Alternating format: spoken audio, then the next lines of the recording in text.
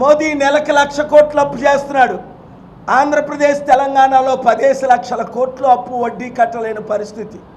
నేను అమెరికా వెళ్ళినప్పుడు 89లో China India GDP సమానంగా ఉండేది దాదాపు. ఇప్పుడు చైనా 7 రెట్లు ఎక్కువ, 21 ట్రిలియను, మంది 3 ట్రిలియను. చైనా 100 దేశాలకు అప్పిస్తుంది, మనం 100 దేశాల దగ్గర అప్పు తీసుకుంటున్నాం. అప్పులు తీర్చి అభివృద్ధి చేసి ఉద్యోగాలు తెచ్చి కంపెనీలు తీసుకొచ్చి హైదరాబాద్ లాంటి సిటీలు 2 తెలుగు రాష్ట్రాల్లో కట్టాలంటే మరలా కేఏ పాల్కి అధికారం రావాలి, పాలన రావాలి, పాలన మారాలి. నిన్న ఆంధ్రప్రదేశ్ హైకోర్టులో honourable chief justice of Andhra Pradesh Thakur ji Praveen పగడాలది హత్య అండి, ఆ కోణంలో మీరు విచారణ చెయ్యండి అంటే 2 నిమిషాలు టైం ఇవ్వలా, 5 లక్షలు కట్టు అంటాడు. అసలు ఆయనకి సుప్రీంకోర్టు గైడ్ లైన్స్ తెలుసా? పబ్లిక్ ఇంట్రెస్ట్ లిటిగేషన్ అంటే అర్థం ఏంటి? Honourable CJ, please read one more time the public interest litigation guidelines. Must be given preference. You have not given me 2-3 minutes. I am begging with folded hands. Please preserve the CCTV footage, may be deleted. Please order repost-mortem because the police have miserably failed. They have not shown Praveen Pagadala when he started in the motorbike, when he purchased the alcohol, or when he drank the alcohol, or when he died. ఎక్కడైనా ప్రవీణ్ పగడాలా అని చూపించారా 400 ఫుటేజీల్లో? Your honour, 850 కోట్ల జనాభా ఉంది ప్రపంచంలో. మీకులాగా నాకులాగా ఉన్నాడు ఒక్కడైనా ఉన్నాడా? ఆయన కళ్ళు, ముక్కు, నోరు చూపించారా? ఆయన మోటార్ సైకిల్ మీద ఉన్నప్పుడు ఆయన ముక్కు, కళ్ళు, నోరు చూపించారా? ఆయన నడిపినప్పుడు చూపించారా? ఆయన ఆల్కహాల్ కొన్నప్పుడు చూపించారా? ఆయన తాగినప్పుడు చూపించారా? ఆయన పడిపోయినప్పుడు చూపించారా? ఆయన చనిపోయినప్పుడు చూపించారా? మీడియా మిత్రులారా, చూపించారా? ఎవరైనా చూసారా? అదిగో ఎర్రచీర కట్టిందల్లా నా భార్య అన్నాడట. అందరూ ఎర్రచీరలు కడతారు, మోటార్ సైకిల్లో ఉన్నది ప్రవీణ్ అన్నాడట. ఇలాంటి ఇన్వెస్టిగేషన్ జరుగుతుంటే ఏం చేస్తున్నారు చంద్రబాబు నాయుడు గారు? 75 సంవత్సరాల అనుభవం ఉన్న ఆయన 44 సంవత్సరాలు నేను దేశాన్ని నడిపించాను అంటాడు. ఏమైనా అంటే యాక్సిడెంట్ ఈ అన్ని 18 భాగాల్లో కొట్టేసి, చిదగొట్టి, పళ్ళు పీకేసి, కత్తులతో పొడి చేస్తే దైవజనులారా ప్రజాశాంతి పార్టీలో చేరండి, మొలానాస్ టెంపుల్ ప్రీస్ట్ చేరండి. చంద్రబాబు ఇచ్చిన ఆ భిక్షం 5,000, 8,000 రూపాయలు మీకు 1,00,000 రూపాయలు అప్పు చేసి 5,000 ఇస్తున్నాడు. ఆకలితో చవ్వండి కానీ ఆ ట్యాక్స్ పేరు డబ్బులు తినకండి. దరిద్రం కొని తెచ్చుకోకండి. ఏ సావులాగా ఒక పూట కూటి కొరకు మీ ఆశీర్వాదాన్ని, అధికారాన్ని అమ్ముకోకండి. చంద్రబాబు అడుక్కుంటే నేను డబ్బులు ఇవ్వలేదా? రాజశేఖర రెడ్డి అడుక్కుంటే నేను ఇవ్వలేదా?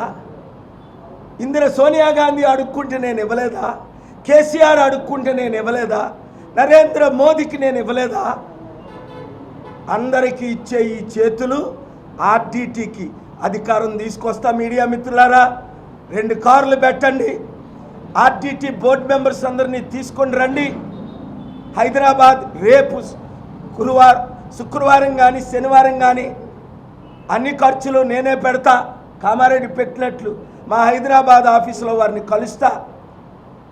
దయచేసి నాకు ఆ మద్దతు, మీ ఖర్చులు పెట్టొద్దు. 30 రోజుల్లో వాళ్ళు వచ్చి నన్ను కలిసిన 30 రోజుల్లో FCRA తీసుకొచ్చి తీరుతా. 6,200 మందికి FCRAలు తీసుకొచ్చా. తిరుపతి టెంపుల్కి FCRA క్యాన్సిల్ చేశారో లేదో చూడండి, నేను తీసుకొచ్చా. ఢిల్లీ హైకోర్టులో పిల్లేసాం. మదర్ తెరీసాకి నేను తీసుకొచ్చా. 1000 మందికి నేను తీసుకొచ్చి, ఎప్పుడు 3 సంవత్సరాల క్రిందట కరోనా టైంలో 5 లక్షల కోట్లు దానం చేశా. నన్ను చేయనివ్వట్లేదు, నా డబ్బులు సీజ్ చేసేసారు, నన్ను ఇబ్బందులు పెడుతున్నారు. అడుగడుక్కి అడ్డుకుంటున్నారు. కానీ ఆపగలుగుతున్నారా? దేవుడు ఆరంభించిన ఈ ప్రయాణాన్ని ఎవడు ఆపలేడు. ఎవడు నన్ను చంపాలని చూస్తే వాడు గుండె ఆగి 7 ఏ విధంగా చచ్చారో ఇంకొక 7 మంది చస్తారు.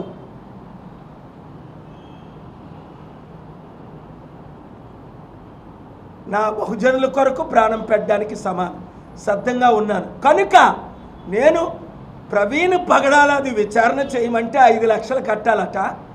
Farmer home minister, finance minister Chidambaram వస్తే ఇదే జడ్జి గారు నిన్నే ఐటమ్ 48, 46 2 గంటల 15 నిమిషాలు 135 నిమిషాలు ట్యాక్స్ డబ్బులు 2 కోట్లు 5 కోట్ల గురించి వినడానికి టైం ఉంది.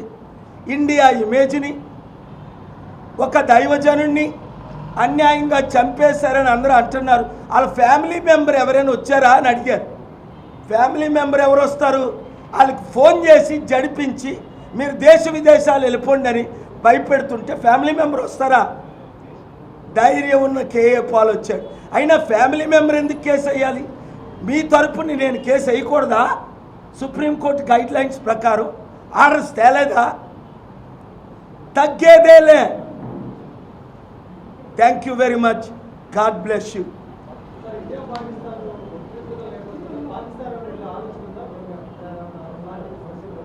మీ పేరు చెప్పండి.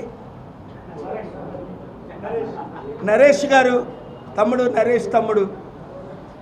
రాత్రి పగలు పాకిస్తాన్ ఇండియా మధ్య చర్చలు జరుపుతున్నాను. 2002లో మీకు తెలుసు నేను పాకిస్తాన్ వెళ్ళిన సంగతి, నేను వాజ్పేయి గారిని కలిసిన సంగతి దేశ నాయకులు తెలుసు. మోదీ గారు అప్పుడు ముఖ్యమంత్రి. 2002 జూన్లో మీకు ఎవరికి చెప్పకుండా అమెరికా వెళ్ళాను. శనివారమే తిరిగి వచ్చాను. 3 రోజులు అయింది, 4 రోజులు. అమెరికాలో ఉన్న పెద్ద నాయకులందరినీ కలిసా, ఒక్కడు తప్ప 10లో 9 మందిని కలిసా. వాళ్ళు కూడా గారు 2 దేశాలని ప్రేమించిన వారు మీరు ఒక్కరే, యుద్ధాన్ని ఆపగలిగింది మీరు ఒక్కరే అంటే చర్చలు జరుపుతున్నాను. నాకు సోమ మంగళ బుధవారం 3 కేసులను బట్టి ఆంధ్రప్రదేశ్ హైకోర్టుకు వచ్చాను. ఎందుకంటే రేపటి నుంచి కోర్టులు జూన్ 16 వరకు సెలవని. మోదీ గారిని, అమిత్ షా గారిని శనివారం కలిసిన తర్వాత నేను ఆదివారం పాకిస్తాన్ వెళ్తున్నాను. వీళ్ళు 10 రోజులు టైం అడిగారు. నిన్ననే పెద్ద ఆయనతో మాట్లాడాను. ఆయన చెప్పకూడదు, మీరు అడిగారు కనుక నేను సత్యం చెప్పాలి కనుక చెప్తున్నాను. పాకిస్తాన్ యుద్ధం ఆపడానికి అన్ని ప్రయత్నాల్లో ఉన్నాను. మొన్న టర్కీ వెళ్ళాను. రష్యా యుక్రెయిన్ యుద్ధం ఆపడానికి చర్చలు జరిపాను. ఎప్పుడు? ఏప్రిల్ గత నెలలో 2 వారాల క్రిందట 1200 మంది పెద్ద లీడర్సు, మా కోఆర్డినేటరు, మా అంబాసిడర్ పెట్టిన మీటింగ్ వచ్చారు. ప్రపంచ నాయకులందరూ వచ్చారు. నిన్న ఆంధ్రప్రదేశ్ హైకోర్టులో ఫోటోలు రిలీజ్ చేశాను కోర్టుకి.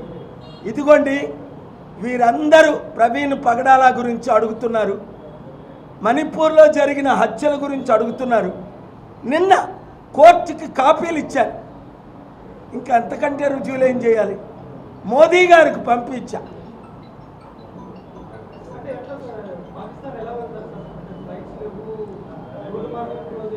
వీసాలు లేకుండా ప్రపంచం అంతా తిరిగినోని నేను ఒక్కడనే.